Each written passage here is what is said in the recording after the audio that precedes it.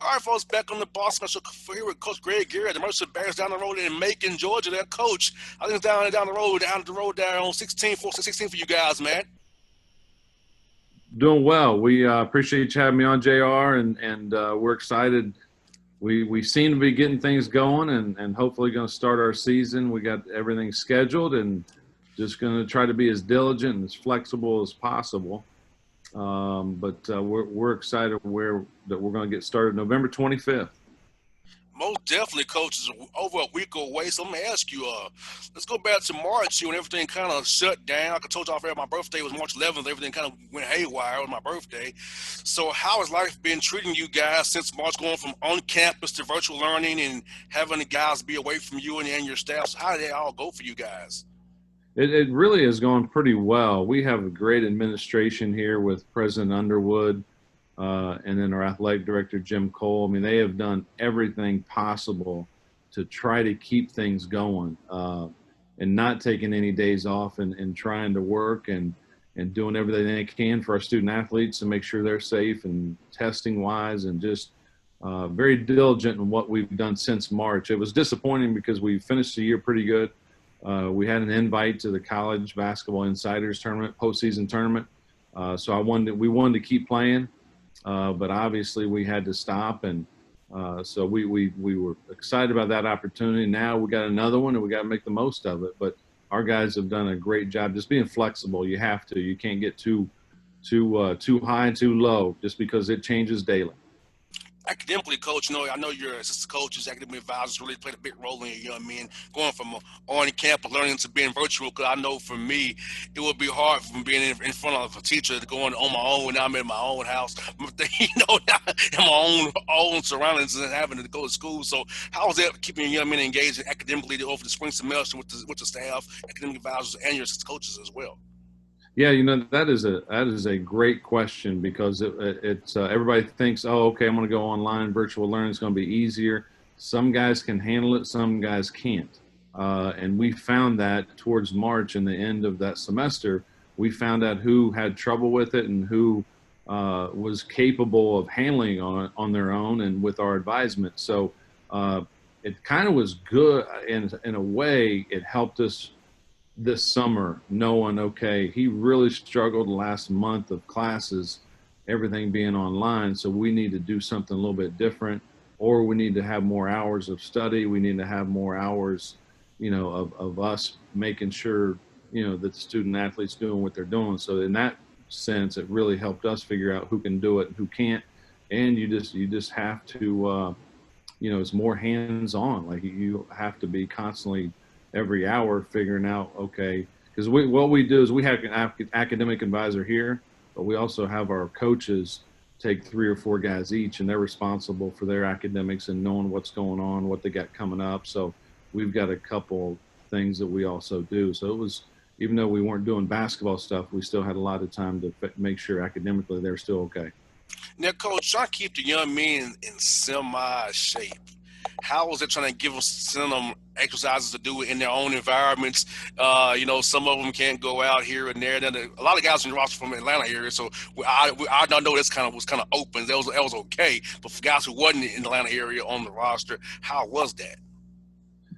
You just, hopefully there's some trust there. I mean, human nature is you're not going to do, most people aren't going to do what everything they're supposed to do unless there's a coach around or a trainer or someone else that's pushing them. So it was one of those things where do what you can do. I wasn't going to get too bent out of shape with it just because we still have a long time to go at that time. And so I just want to make sure everybody was mentally safe and still okay. And, not, we would give them some exercises where they could do outside. It was almost like you went back to some old school, working outside, doing, plot jumps and just not all this new equipment. We kind of had to go back in time a little bit and make them understand, hey, this is kind of like the old school where we had to do it. You got that right, coach. And I know for me, I have a walkway around my house here in Stockbridge, and I have a hoop out back. So if I ain't looking to have a hoop out back and a walkway in the yard, do it in the yard. So I know it has kind of be like, okay, guys. There's some old school tricks here. Hey, the old tricks don't go bad, Coach, ever, man. I'm glad these young guys can see that back in you and our day, it still works for them good. Oh, no question. What I know Herschel Walker was he was blessed with a lot of ability, God-given ability. But what he always the only did was push-ups and sit-ups, and he didn't have a whole lot of weights, is what I've been told and reading about him. You know, so there you can still get strong by doing just the basic stuff, and that's what we had kind of had to go back to, just because we weren't. They didn't have access to all that other than the new equipment, the weights, and all that kind of stuff. Now, Coach, for as as you ramp the guys back up, how have you kind of approached that? Because you don't want to have a guy with a nagging knee, hamstring, ankle, groin all year long. Because when you've been inactive since March to back to now, you're asking for an injury. So, how has that been? Kind of keep you guys ramped up as you get ready for November 25th here, come up here in a week and Yeah, day? again, I don't say this all the time. That's another valid point and another good question, just because you know, as coaches, you like to have everything routine. You kind of got things planned out, but with this, you really couldn't plan too much, and so you had to be pretty flexible, and you had to be able to. We're starting later, so from an anxiety coaching wise, you're like, well, we got to just ramp this up and get going, and you had to kind of take a back seat a little bit and take a breath and understand, hey, they haven't done this in a long time. There's no reason to jump right into it. Let's slowly get them involved. And our AD did a great job. And just when we all did get back to school, like not just, hey, full go now. We had to follow policies and protocol, and just kind of slowly get things back in line, somewhat of a routine. But there were still enough days to be able to get in shape. You never are in the best shape you can be in when you start a season, no matter what season it is. So you just can't lose your mind and think, oh, I'm 2 weeks behind. We got to do this. We got to do that.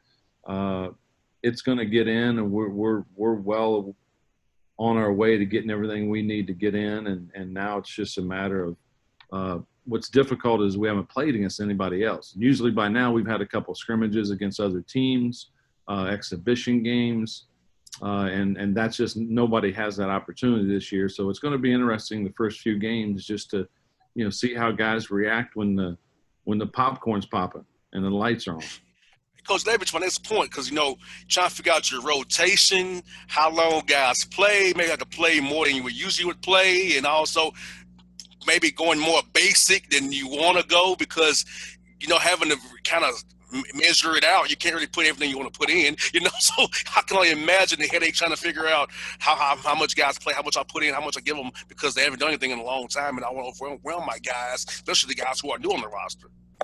Yeah, you can't get too caught up in trying to get so much in. Like, you just got to stay to basics.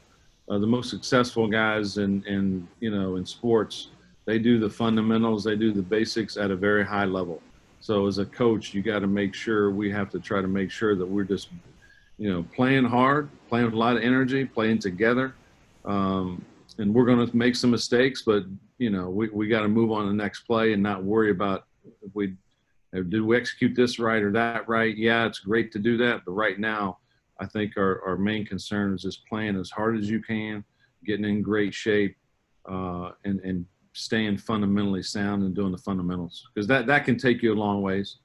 And then as you start playing, then we can start wrinkling some things in and out. Most definitely, coach. I mean, just thinking about it I was like, man, I just can't. I feel for you guys, kind of trying to get young men to, learn the system and get them going and keep them healthy. I mean, this is gonna be the year of all years where just playing hard may get you over the line this year for sure. Forget talent, but just playing hard, that's talent in itself. We may get a lot of gospel wins this year for sure. Well, that gives you a chance. If you're doing that at a high level, it gives you a great chance to be able to compete against guys. And then now you just got to be able to. It goes in any sport. When you turn the ball over and give the other team more chances, you're probably going to lose.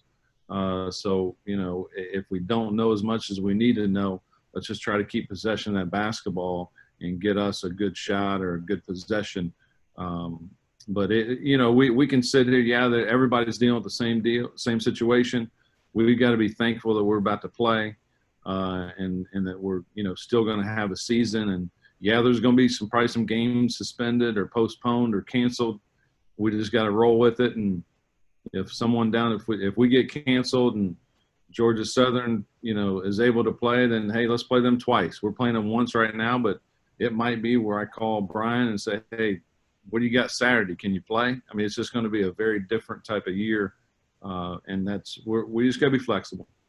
I saw you playing Tech as well, so Yeah. We're going up there on the 27th to play them. It's a great. They're going to have a really good team, and Josh, we really appreciate those guys playing us and putting us on the schedule. I just want to get us ready for our SoCon conference, and without question, they're going to they're going to give us a good dose and give us get us ready to play. most definitely. And like you said, Coach, like you said, for us in Georgia here, though, it ain't like it's not strict as is other places. So how's it been trying to schedule games doing states like that? There are different rules in each state. So how is it another wild card been trying to make sure you get games the right way with places have different rules than we do in Georgia? It does. That's why we felt like let's make a decision to play as many teams we can in Georgia. And we've got Georgia State twice. We got Georgia Southern. We got Kennesaw State, Georgia Tech. We're playing North Georgia, Middle Georgia, and then Georgia Southwestern University.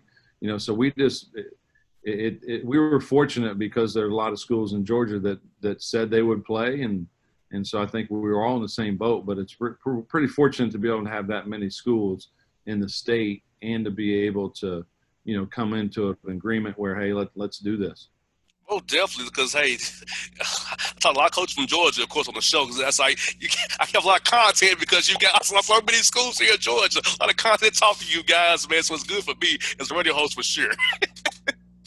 No question, no question. But yeah, it's our scheduling was not. Yeah, we had to fill in some gaps, but again, everybody kind of did a pretty good job. Because I've talked to a lot of coaches 2 or 3 weeks ago, they still had to get 5, 6, 7 games. So we're pretty fortunate to have had ours done here for a few weeks. In your conference too, a lot of your trips in the conference are bus trips. You rather get on a plane. So that's nothing. So SoCon is good in that regard too, because a lot of it is you can just take a good bus trip there and not worry about having to fly through the airport because that can cause trouble as well with this virus we have going around us here. Yeah, no question. That was one thing. Just wanted to get all bus trips. We weren't going to get in the airport and get on the plane and just put ourselves in that situation. So bus trips were good, and I don't mind. Everybody's got phones. Everybody's got headphones. These buses are pretty nice now where you can watch movies. You can watch whatever you want. So it's still not a bad life.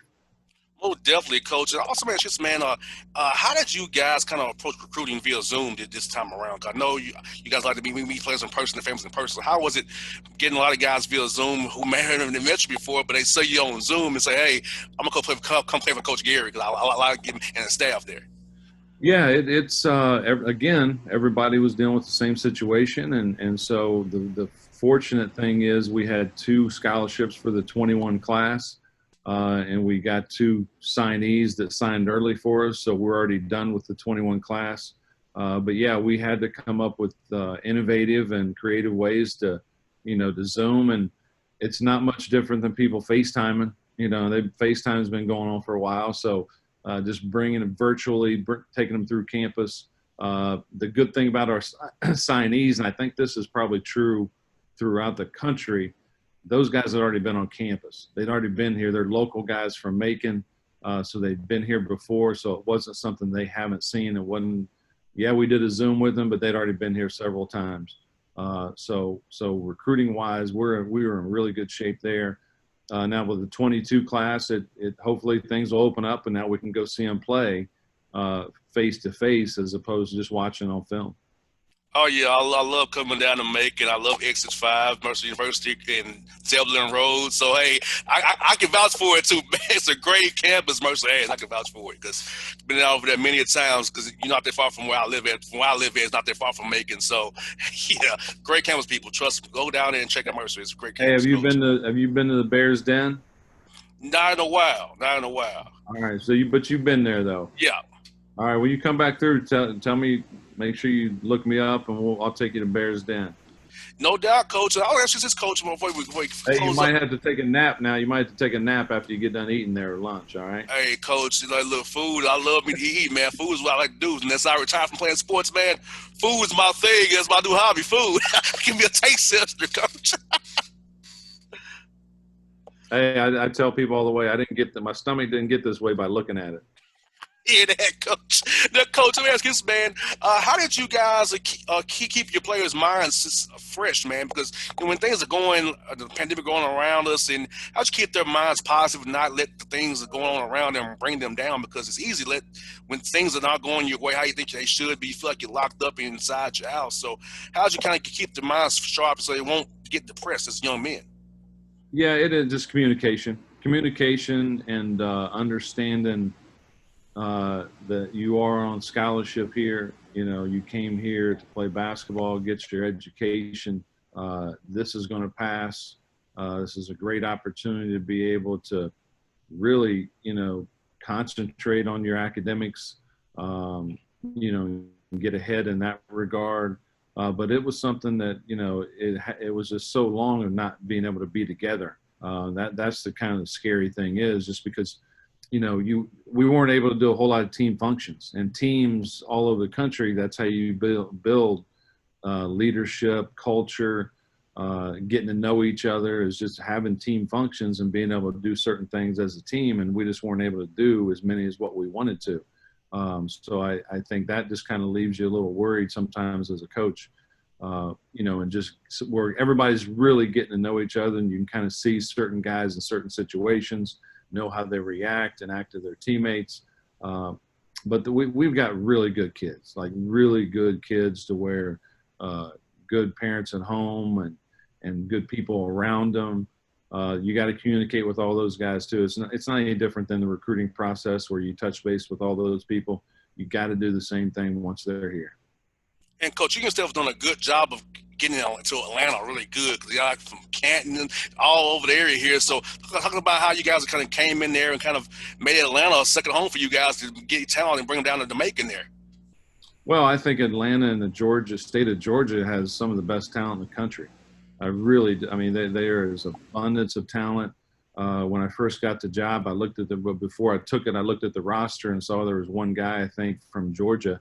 And I felt like we had to be able to come into Georgia, especially Atlanta being so close, so many great schools there, that we had to put our footprint in there and get to work and build relationships. Might not happen right away, but you got to continue to build relationships where you just keep getting better ones and better ones. Most definitely, because like you said, so many talented players here. You know that the AAU programs here are very high level and high class, man. And so, I've noticed it about the roster too. Before you took over, like I was always wondered, like why wasn't more guys from in the state of Georgia, at least Atlanta, on the Mercer's roster? Because if you go out downtown, it's pretty much an hour away. Depending on how fast you drive with traffic, go through Henry County. But it's not that far away, and guys don't feel too far from home as well, coming down to Macon from Atlanta. So I feel like it was a great opportunity. I'm glad you and your staff taking advantage of it because it's going to help you all put this program out for years to come. Yeah, well, that's what we're hoping happens. Because just again, they've got really good players, and we got to make sure we do that, continue to do that, because again, the more you win, the better. People want to come to winning programs. We've won here before, took a little bit of a hit, but now we're back on track, and our expectations are to win championships and get to that NCAA tournament. Oh, definitely, Coach. I think you'll do it, man. I'm going to definitely keep supporting you guys. When I'm coming into Macon, Coach, I'm going to text you, let you know I'm on the way down there again so we can go to the Bears then, man, and eat up and have some good times down there, man. I love Macon for sure. I love that town. It's really easy, laid back there. I like it a lot down there. Awesome, Jared. Thank you. I appreciate it. And we'll get you some Mercer gear, too, so you can represent us. I sure will, Coach. Hey, I would love to wear some gear, man, anytime, buddy. All right. Thanks, Jared. Coach, be safe. I'll talk to you real soon, buddy. All right. Bye.